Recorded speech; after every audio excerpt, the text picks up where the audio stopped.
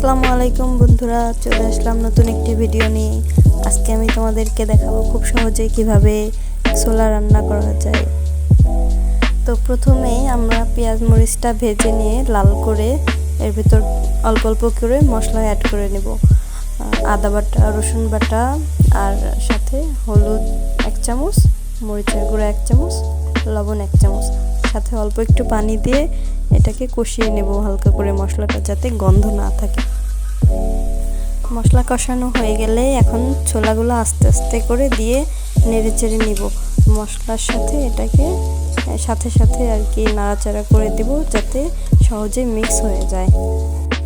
তো ছোলা এভাবে নাড়তে নাড়তে এক পর্যায়ে হচ্ছে এটা ভুনা হয়ে যাবে। আর আমরা ছোলাটাকে ভিজিয়ে রেখেছিলাম, আপনি এটা যদি 10-12 ঘন্টা ভিজিয়ে রাখেন তো ছোলাটা নরম হয়ে যায় এবং সিদ্ধও করে নিতে পারেন। প্রেসার কুকারে 3-4টা সিটি দিয়ে নিলে রান্নাটা আরও সহজ হয়। তখন এই মশলার পরে আর কোনো পানি দিয়ে সিদ্ধ করার ঝামেলা থাকে না, যেহেতু আগে থেকেই সিদ্ধ করা। তো দেখেন বন্ধুরা কত সহজেই ছোলা ভুনা হয়ে গেল। Please subscribe my channel. Thank you for watching.